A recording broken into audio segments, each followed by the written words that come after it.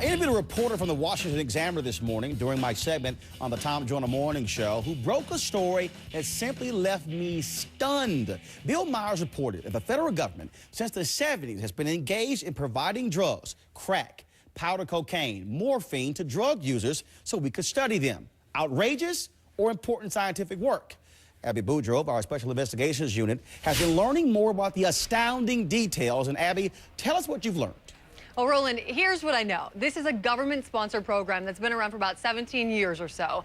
Most of the studies have been funded by taxpayers through the National Institute on Drug Abuse.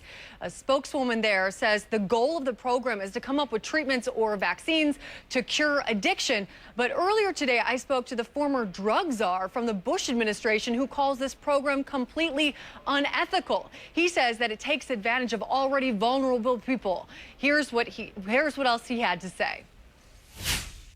It's the one piece of business that when I left government, I thought was a burden on my conscience.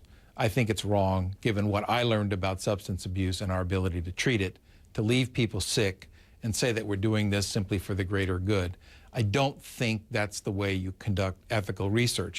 I did not understand that we were undertaking research, keeping people addicted and giving them the drugs they're addicted to for things not related to getting them treatment, even going back that far. And I believe that most Americans, when they hear this, are going to ask that questions about its morality be answered effectively. It would be troubling, I think, to the average citizen. Abby, help me out here. I'm sorry. Is he saying that after these folks went through this program, they didn't get any drug treatment? Well, that's what he says, but I talked to that spokesperson from the National Institute on Drug Abuse, and she says the exact opposite. She tells me that addicts are never just turned away like he might have suggested, and that they're always offered some sort of help, and that's part of the protocol. Also, just so you know, right now there are about 2,000 taxpayer-supported research projects related to these drugs. Most of them are at major universities. Only 14 of them are these clinical trials we're talking about involving drug addicts. We asked if there was a precise number of addicts using these studies, but they weren't able to give us. They said that the average ranges from about 10 to 80 per trial.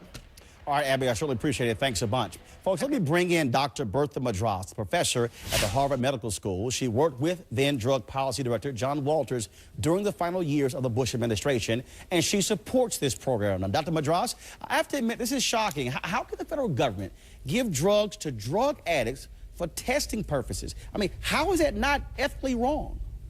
Of course, it's an ethical issue, but it is ethically appropriate for the following reasons. We know these are vulnerable populations, but there are 22 additional regulations that govern these drug studies on top of the normal regulations governing all drug studies on human subjects. And the reason is because the National Advisory Council on Drug Abuse took more than a year to make sure that this population was protected. What is the purpose of these studies? The purpose of these studies is not just curiosity. The purpose of these studies is to provide medications to help these people get treatment. We have medications for heroin. We have medications for alcohol addiction, for nicotine addiction. Why should we not have them for cocaine addiction as well? Dr. Madras, one of the things we've been told is that, well, the folks sign consent forms. They're drug addicts. If you're sitting here saying we're going to give you free drugs, aren't they likely going to sign? They are drug addicts. They are likely to sign, but the purpose of the signature, the purpose of engaging in this project is to get medications developed so that they can get them off. Let's look at methadone for heroin addicts. Methadone reduces HIV/AIDS. Methadone reduces the death rates of heroin addicts by 70%. Methadone reduces